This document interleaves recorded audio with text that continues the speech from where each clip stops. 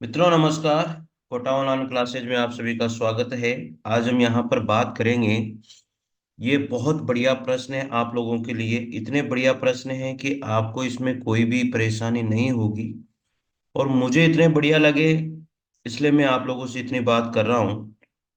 शायद इससे बेस्ट प्रश्न और भी हो सकते हैं, लेकिन मेरे हिसाब से मिक्स प्रश्न जो हैं उनमें ये सबसे बढ़िया प्रश्न मेरे को लगे हैं साथियों।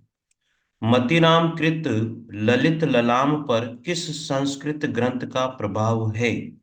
जो मतिराम के द्वारा जो ललित ललाम जो संस्कृत ग्रंथ का प्रभाव है, वो कौन सा ऐसा संस्कृत ग्रंथ है जिसका प्रभाव मतिराम के द्वारा जो ललित ललाम जो ग्रंथ लिखा गया है उसके ऊपर कौन से संस्कृत ग्रंथ का प्रभाव माना जाता है मित्रों?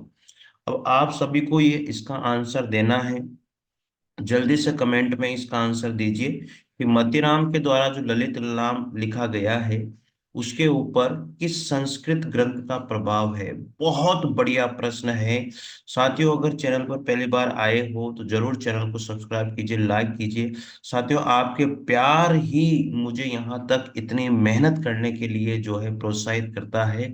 तो इसलिए मैं आपसे ये रिक्वेस्ट करता हूँ कि साथियों वीडियो पूरा देखिए, एक एक क्वेश्चन को देखिए।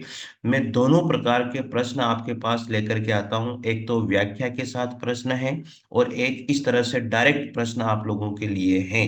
तो साथियों, अभी व्याख्या के साथ मैंने आदिकाल और काव्य शास्त्र के प्रश्न वहां पर कंटिन्यू चल रहे हैं और एक इस तरह के प्रश्न वहां पर चल रहे हैं साथियों। तो जरूर निश्चित रूप से आप चैनल को सब्सक्राइब कर लीजिए, लाइक और शेयर कीजिए। इसकी पीडीएफ प्राप्त करने के लिए आप टेलीग्राम चैनल को जरूर ज्वाइन कीजिए साथियों। तो इसका आंसर हो जाएगा कुवल्ले कुवल्यानंद। साथियों, इसका आंसर होगा कुवल्यानंद। ठीक है, मेरे हिसाब से आप इसको नोट डाउन कर लोगे। बहुत बढ़िया प्रश्न है और आप इसे जरूर नोट कीजिएगा साथियों। ठीक है, चलिए आगे बढ़ते हैं। अब अगला प्रश्न आता है इसी में। जो अगला प्रश्न है वो निश्चित रूप से शायद आपको पसंद आएगा। देखिएगा। देखो, दूसरा प्रश्न है। द्विज देव का समय काल माना जाता है। द्विज देव का जो समय काल माना जाता है साथियों, वो क्या माना जाता है? तो समय काल माना जाता है ये वाला। 1820 से 1861 का जो समय काल है वो द्विज देव का समय काल माना जाता है। तीसरा प्रश्न आता है। रसराज के रचयिता इनमें से कौन है? अब बताइए जल्दी से, रसराज के रचयिता इनमें से कौन है? तो रसराज के रचयिता इनमें से कौन माने जाते हैं? मतीराम को रसराज का रचयिता माना जाता है। अगला प्रश्न है। डॉक्टर बच्चन सिंह ने अंतिम रीति मुक्त कवि किसे माना जाता है? बहुत तगड़ा प्रश्न है मित्रों कि डॉक्टर जो बच्चन सिंह है उनके द्वारा जो अंतिम रीति मुक्त कवि है वो किसे माना गया है? तो अंतिम रीति मुक्त कवि जो माना गया है वो द्विज देव को माना गया है। बहुत बढ़िया प्रश्न है मित्रों। मतलब इतने बढ़िया प्रश्न है, मैं तो दिल खुश हो गया भाई। अब आप जानो यार, आपको कैसा लगता है कैसा नहीं लगता, मैं कह नहीं सकता इस बात को, पर मुझे बहुत अच्छा लगा है। ठीक है, कि डॉक्टर बच्चन सिंह ने जो है अंतिम रीति मुक्त कवि किसे माना है? द्विज देव को माना है। और किसने माना? डॉक्टर बच्चन सिंह के द्वारा माना गया है। ठीक है, अगला प्रश्न है। रीति काल को अलंकृत काल नाम किसने दिया? जो रीति काल है उसको अलंकृत नाम काल किसके द्वारा दिया गया है? ये दिया गया है मिश्र बंधुओं के द्वारा। जो रीति काल है उसको अलंकृत काल किसने कहा? मिश्र बंधुओं ने कहा है। शुक्ला अनुसार रीतिकाल की परंपरा में अंतिम श्रृंगारी कवि कौन है? साथियों, मैं चार ऑप्शन यहाँ पर नहीं पढ़ रहा हूँ आप लोगों के लिए, क्योंकि टाइम आपका बचना चाहिए, टाइम आपका खराब नहीं होना चाहिए। बहुत सारे चैनल पर टाइम बढ़ाने के लिए जो है पहला भी पढ़ेंगे, दूसरा भी पढ़ेंगे, तीसरा भी पढ़ेंगे और चौथा भी पढ़ेंगे, फिर उसके बाद में आंसर देंगे। ऐसा मैं टाइम खराब आपका नहीं करूंगा। शुक्ला अनुसार यानी कि शुक्ल जी के अनुसार रीतिकाल की परंपरा में अंतिम श्रृंगारी कवि कौन है? जो अंतिम श्रृंगारी कवि है साथियों, वो यहाँ पर किसको माना गया है? वो माना गया है दिशदेव को। अंतिम श्रृंगारी कवि शुक्ल के अनुसार भी किसको माना गया है? दिशदेव को माना गया है। इसके बाद में अन्योक्ति कल्पद्रुम, अन्योक्ति जो कल्पद्रुम है नामक ग्रंथ के रचयिता किसको माना गया है? अन्योक्ति कल्पद्रुम नामक ग्रंथ के रचयिता, अन्योक्ति कल्पद्रुम नामक ग्रंथ के रचयिता किसको माना गया है? यहाँ पर इस ग्रंथ के जो रचयिता माना गया है वो है दीन दयाल गिरी। किसको माना गया है साथियों? दीन दयाल गिरी को माना गया है। अगला प्रश्न है, देखिएगा, जाने मिले तो जहान मिले, नहीं जान मिले तो जहान कहाँ को। ये पंक्ति किस कवि की है? जाने मिले तो जहान मिले, नहीं जहान मिले तो जहान कहाँ को। ये पंक्ति किस कवि की मानी जाती है? तो साथियों ये जो पंक्ति है वो कवि बोधा की मानी जाती है। किसकी मानी जाती है? कवि बोधा की ये पंक्ति मानी जाती है। अगला प्रश्न है, बिहारी रत्नाकर, बिहारी रत्नाकर किस कवि की रचना है? बिहारी रत्नाकर किस कवि की रचना मानी जाती है? तो ये मानी जाती है जगन्नाथ दास रत्नाकर की। तो बिहारी रत्नाकर किस कवि की रचना है? जगन्नाथ दास रत्नाकर कवि की रचना मानी जाती है। अगला प्रश्न है, रीतिकाल के किस कवि की संस्कृत के नागेश भट्ट से जोड़ा जाता है? रीतिकाल के किस कवि को संस्कृत के नागेश भट्ट से जोड़ा जाता है? कौन सा कवि है जो रीतिकाल का, कौन सा कवि है जो संस्कृत के नागेश भट्ट से उनको जोड़ा जाता है? वो कवि है साथियों सेनापति। कौन से कवि हैं? सेनापति। यहाँ पर आंसर हो जाएगा सेनापति। ठीक है। अगला प्रश्न है, यूरोप में बिहारी सत्सई के समकक्ष कोई रचना नहीं है। यूरोप में बिहारी सत्सई के समकक्ष कोई रचना नहीं है। यह कथन किस आलोचक का है? यह कथन किस आलोचक का है साथियों? ये कथन है doctor George Abraham Grayson. Doctor George Abraham Grayson का ये कथन है। अगला प्रश्न है, द्विजदेव का वास्तविक नाम क्या है? द्विजदेव का वास्तविक नाम क्या है साथियों? तो याद रखना द्विजदेव का वास्तविक नाम है मान सिंह। क्या नाम है द्विजदेव का? मान सिंह। अगला प्रश्न आता है साथियों 13 नंबर का प्रश्न है। इसमें देखिएगा, इनमें से कौन अलंकार ग्रंथ लिखने वाला आचार्य नहीं है? इनमें से कौन अलंकार ग्रंथ लिखने वाला आचार्य नहीं है? तो ये प्रश्न है साथियों, बहुत बढ़िया प्रश्न है। वो है आपके बिहारी जी। बिहारी जी ने कोई भी अलंकृत ग्रंथ नहीं लिखा है। पद्माकर ने लिखा, जसवंत सिंह ने लिखा, भूषण ने लिखा, लेकिन बिहारी जी ने कोई भी अलंकृत ग्रंथ नहीं लिखा है साथियों। तो ये आपको याद रखना है। रस विलास, रस विलास जो रचना है, रस विलास के रचयिता कौन है इनमें से? रस विलास के जो रचयिता है बेनी बंदीजन। कौन है रस विलास के रचयिता? बेनी बंदीजन रस विलास के रचयिता माने जाते हैं। साथियों अगला प्रश्न है, भाषा पर जैसा अचूक अधिकार इनका था वैसा और किसी कवि का नहीं है। घनानंद के विषय में ये उक्ति किस आलोचक की है? भाषा पर जैसा अचूक अधिकार इनका था वैसा और किसी का नहीं है।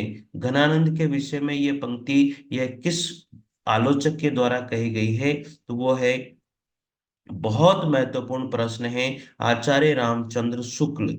ठीक है, याद हो जाएगा। अगला प्रश्न आता है साथियों, श्रृंगार विलास की रचना किसके द्वारा की गई थी? श्रृंगार विलास की रचना किसके द्वारा की गई थी मित्रों? सोमनाथ के द्वारा की गई थी। श्रृंगार विलास की रचना किसके द्वारा की गई थी? सोमनाथ के द्वारा की गई थी मित्रों। चलिए अगला प्रश्न आता है, आनंद रघुनंदन, आनंद रघुनंदन नाटक के रचयिता इनमें से कौन है? आनंद रघुनंदन जो नाटक है उसके रचयिता किसको माना गया है? उसके रचयिता माना गया है विश्वनाथ सिंह को। किसको माना गया है साथियों? विश्वनाथ सिंह को माना गया है।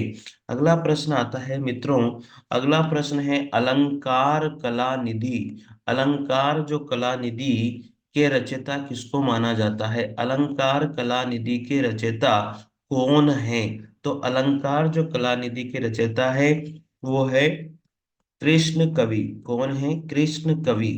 अगला प्रश्न है, नवरस तरंग नामक ग्रंथ के रचयिता, नवरस तरंग नामक ग्रंथ के रचयिता इनमें से कौन है? तो साथियों वो है बेनी प्रवीण। क्या नाम है? बेनी प्रवीण। याद हो जाएगा। अगला प्रश्न है, सुमील विनोद, बहुत बढ़िया प्रश्न है, मिलता नहीं है। सुमील विनोद के रचयिता यहाँ पर किसको माना गया है? सुमील विनोद के रचयिता यहाँ पर देव को माना गया है। किसको माना गया है? देव को माना गया है।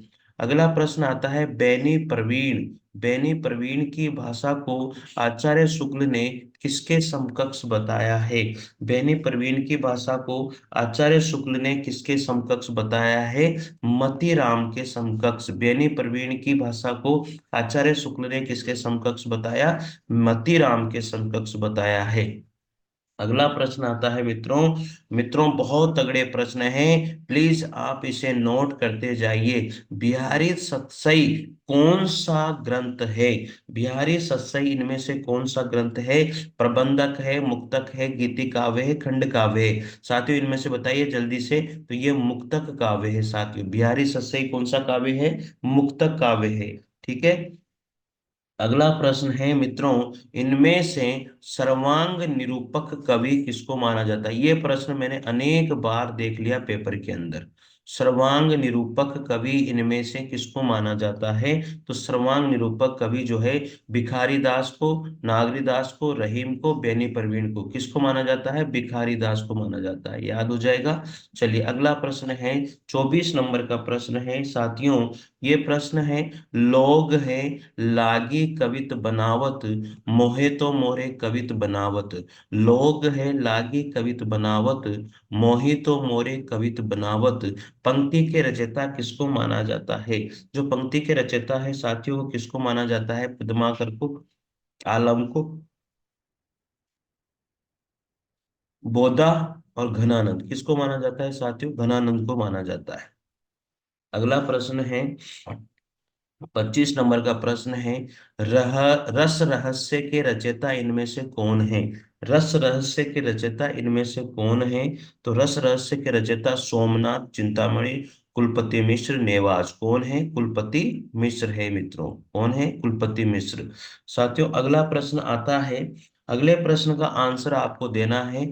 जायसी किस सूफी फकीर के शिष्य थे? जायसी जो है किस सूफी फकीर के शिष्य थे? बताइए जल्दी से। जायसी किस सूफी फकीर के शिष्य थे? तो ये शिष्य थे शेख मोहिदी के। किसके शिष्य थे? शेख मोहिदी के। जायसी के जो गुरु थे वो थे शेख मोहिदी। ठीक है। अगला प्रश्न है मित्रों, अगला प्रश्न है, सुजान किस प्रेमाख्यान काव्य का नायक है? सुजान जो है किस प्रेमाख्यान काव्य का नायक है? मृगावती का, चित्रावली का, हंस जवाहिर का और मधुमालती का? किसका है? चित्रावली का। सुजान जो है किस प्रेमाख्यान काव्य का नायक है? चित्रावली का है। ठीक है मित्रों। अगला प्रश्न आता है, भक्तमाल के रचयिता कौन है? तो भक्तमाल के रचयिता सबको पता है कौन है? नाभादास है मित्रों। भक्तमाल के रचयिता किसको माना जाता है? नाभादास को माना जाता है। अगला प्रश्न है, वैष्णव भक्ति के प्रतिष्ठापक आचार्य कौन माने जाते हैं? वैष्णव भक्ति के प्रतिष्ठापक आचार्य यहाँ पर किसको माना जाता है? रामानुज को माना जाता है। किसको माना जाता है? रामानुज को माना जाता है मित्रों। ठीक है। अगला प्रश्न आता है, अष्टयाम के रचनाकार कौन है?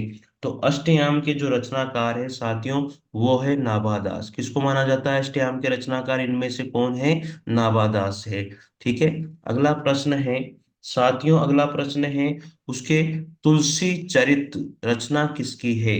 तुलसी चरित जो रचना है वो रघुबर दास की है। किसकी है? रघुबर दास की। हो जाएगा याद। अगला प्रश्न है साथियों, बहुत तगड़ा प्रश्न है, तुलसी दास जी के गुरु का क्या नाम था? तुलसीदास जी के गुरु का नाम क्या था? रहीम दास जी। सही है क्या? तुलसीदास जी के गुरु का नाम क्या था? नरहरानंद। साथियों इसका आंसर आप दो चलो। तुलसीदास जी के गुरु का नाम क्या था? मेरे हिसाब से तो यही होना चाहिए। चलो आप बता दो इसका आंसर, नरहरानंद था या फिर रहीमदास जी था? तुलसीदास जी के गुरु का नाम क्या था? इसका आंसर आपको मुझे देना है। अगला प्रश्न की बात हम लोग करेंगे। भारतवर्ष का लोक नायक वही हो सकता है जो समन्वय करने का अपार धैर्य लेकर आया हो। तुलसी के संदर्भ में ये पंक्ति किस रचनाकार के द्वारा कही गई है? आप बता सकते हो क्या? तुलसी के संदर्भ में यह पंक्ति किस रचनाकार के द्वारा कही गई है? तो भारतवर्ष का लोक नायक वही हो सकता है जो समन्वय लेकर के आया हो, अपार धैर्य लेकर के आया हो। तो मेरे हिसाब से तो इसमें कौन होगा? हजारी प्रसाद द्विवेदी होगा। साथियों, कौन सा? हजारी प्रसाद द्विवेदी। अगला प्रश्न है, सुरतिये नर्तिये सब चाहती अस होय, पंक्ति के रचनाकार किसको माना जाता है? सुरतिये नर्तिये सब चाहती अस होय, पंक्ति के रचनाकार इसमें से किसको माना जाता है?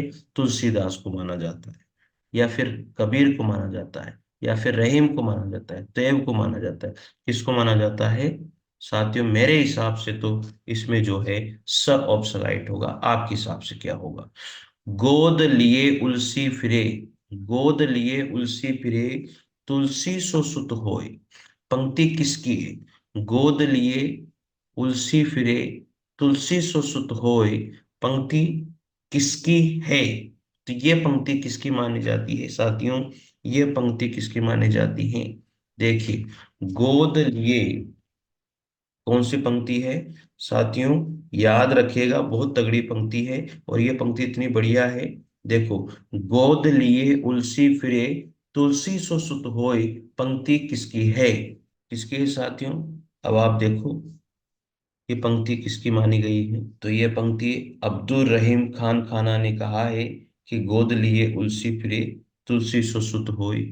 तो अब्दुल रहीम खान खाना, तो इसमें आंसर आपका मुझे मिल रहा है और यह आंसर आपका हो जाएगा रहीमदास।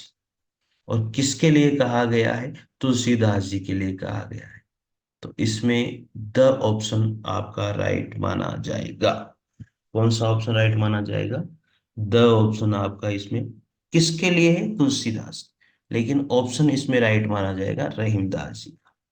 ठीक है, कोई दिक्कत नहीं है। अगला प्रश्न, तुलसीदास जी ने रामचरितमानस की रचना किस पद्धति पर की थी? तुलसीदास जी ने रामचरितमानस की रचना किस पद्धति पर की थी साथियों? तो तुलसीदास जी ने रामचरितमानस की जो रचना है वो किस पद्धति पर की थी? तो आप खुद बताइए किस पद्धति पर की थी साथियों? दोहा चौपाई पद्धति पर की थी। किस पद्धति पर की थी? दोहा चौपाई शैली पर पद्धति पर की थी। तो तुलसीदास जी ने, ये बहुत तगड़े प्रश्न है, तुलसीदास जी ने रामचरितमानस की रचना किस पद्धति पर की? तो ये बहुत आसान प्रश्न है, दोहा चौपाई पद्धति पर की साथी। ठीक है, हो जाएगा याद, कोई दिक्कत नहीं है। तो इसमें आंसर आ जाएगा स ऑप्शन इसका राइट होगा। अगला प्रश्न है, रीझी आपनी बूझी पर, रीझी आपनी बूझी पर, रिझी आपनी बूझी पर, कीजिए विचार विहिंत उपदेश न मानही, मोह मोहती मीन, दोहा किसका माना जाता है? तो ये दोहा माना जाता है मित्रों तुलसीदास जी का। किसका माना जाता है? तुलसीदास जी का माना जाता है। अगला प्रश्न है, रामचरितमानस में कितने कांड हैं? तो रामचरितमानस में जो कांड हैं वो कितने हैं? 7 कांड हैं। रामचरितमानस में कितने कांड हैं? 7 कांड हैं। इससे बेस्ट प्रश्न कोई सा हो नहीं सकता, इससे आसान प्रश्न कोई सा हो नहीं सकता।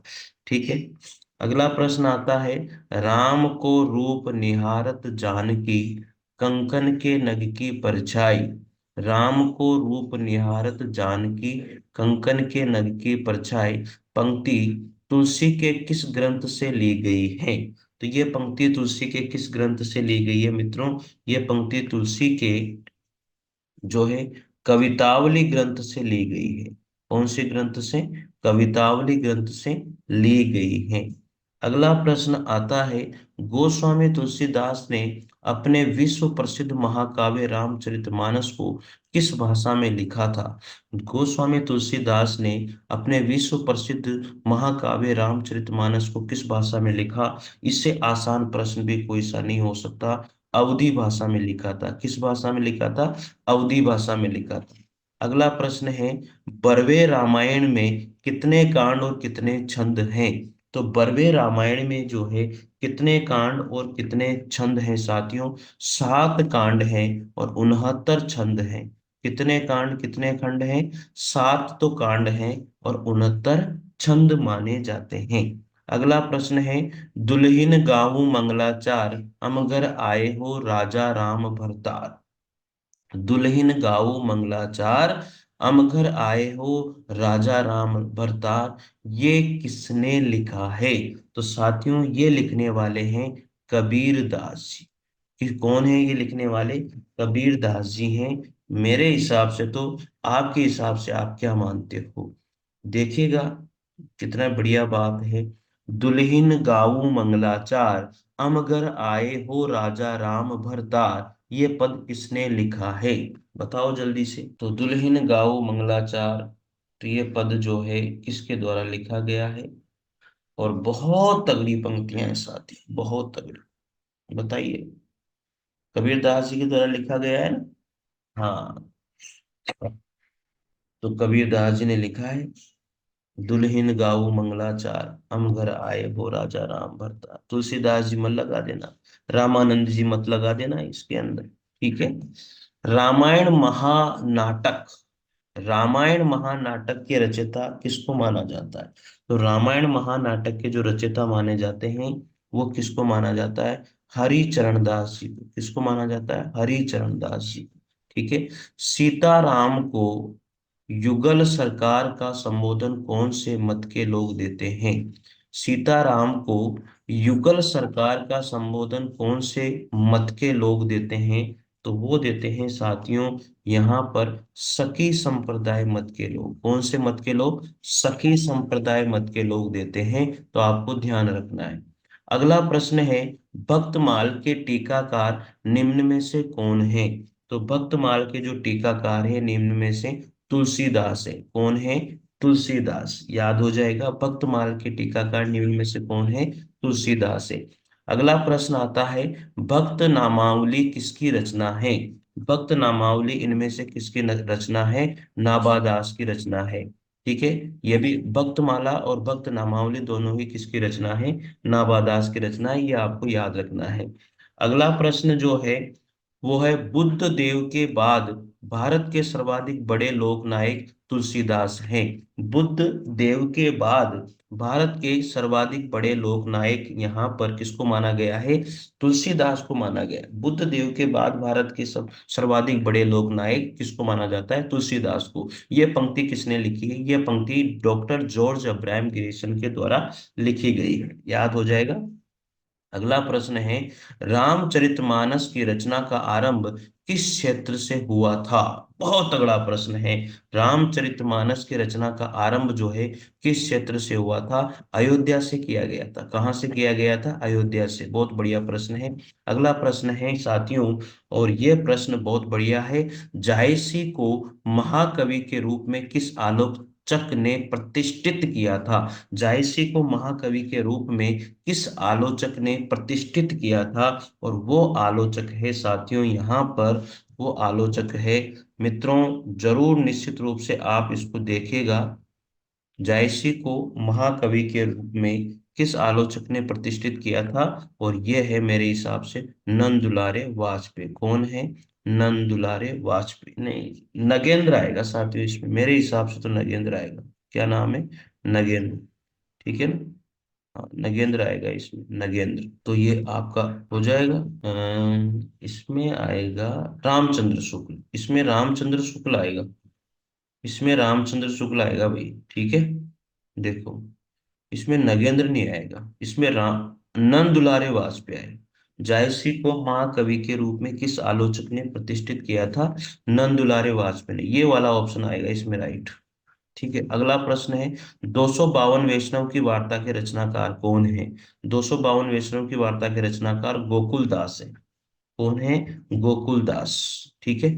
तो 252 वैष्णव की वार्ता के रचनाकार कौन है? गोकुल दास है। साथियों, अगर किसी क्वेश्चन का आंसर मेरे से गलती हो गई हो तो प्लीज क्षमा चाहता हूं, लेकिन आप जरूर कमेंट करके बताइए सर इसका आंसर तो ये होगा। अगर कोई क्वेश्चन का आंसर मेरे से गलती हो गई हो, क्योंकि मानवीय स्वभाव देखो हो सकता है, ठीक है ना, एक आध क्वेश्चन का आंसर हो सकता है, लेकिन आप लोग जरूर कमेंट कीजिएगा कि सर इस क्वेश्चन का आंसर ये नहीं ये होगा। ठीक है।